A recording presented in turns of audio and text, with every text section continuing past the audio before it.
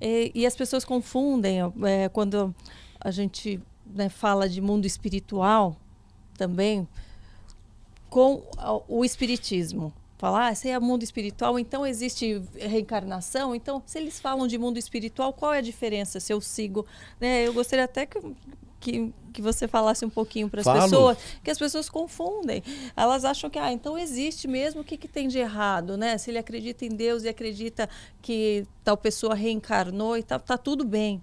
Né? E é um pouco falta de entendimento, né? Completamente. Karina, sua colocação é perfeita. E isso se dá até porque muitos cristãos tratam da fé de uma forma muito intelectual e raramente falam do elemento sobrenatural. Uhum. Então, o indivíduo que tem fome pelo sobrenatural muitas vezes vai para o espiritismo. Agora, nós cremos que a Bíblia é a palavra de Deus. Sim. Então, o que diz para mim que está certo ou errado é a Bíblia. Eu discuto qualquer coisa, mas eu não discuto a Bíblia. Para mim, a Bíblia é a verdade. É a palavra de Deus, ela foi inspirada por Deus. Então, o que a Bíblia diz a respeito da fé espírita? E, de novo, eu quero dizer que eu tenho muitos amigos espíritas, eles fazem um trabalho extraordinário, social, mas a visão deles de espiritualidade e de salvação é completamente diferente da Bíblia. Por quê? Hebreus 9:27 é claro, ao homem está ordenado morrer uma só vez.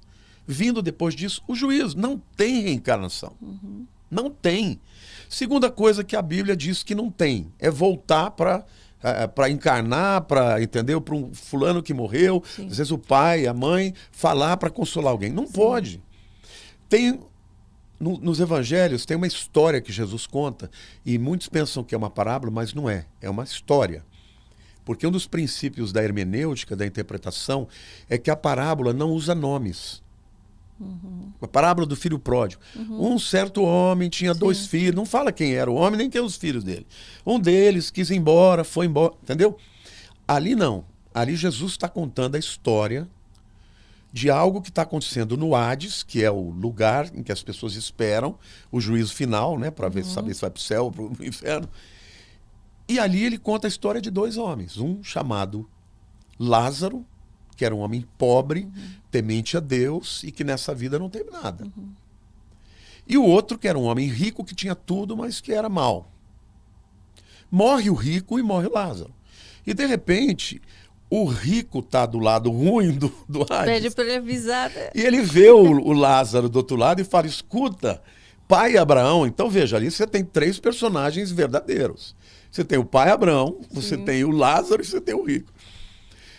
Pede para o Lázaro molhar o dedo e botar na minha língua que eu estou morrendo de sede.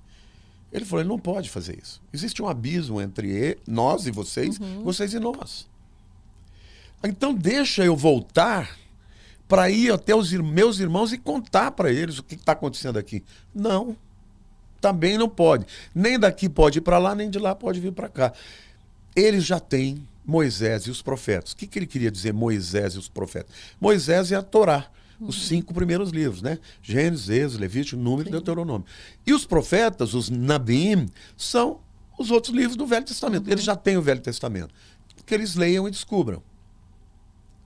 E a história termina, o camarada não podendo passar para lá e nem sair do inferno para o céu. Então, a doutrina espírita diz que eu posso reencarnar várias vezes para pagar os meus pecados. A Bíblia diz que eu não posso nascer de novo para isso. A Bíblia diz que eu não posso ter comunicação com os mortos. E, por último lugar, depois eu quero ouvir a sua interpelação, é que se eu posso pagar os meus pecados, por que Jesus teve que morrer? Quando a Bíblia diz que eu sou o caminho, a verdade e a vida, ninguém vem ao Pai senão por mim, a única maneira de expiar os meus pecados é um justo, inocente, morrer no lugar dos pecadores.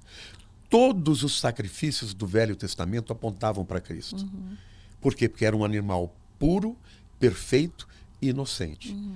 E a Bíblia diz que sem derramamento de sangue não há remissão de pecados, porque a vida está no sangue.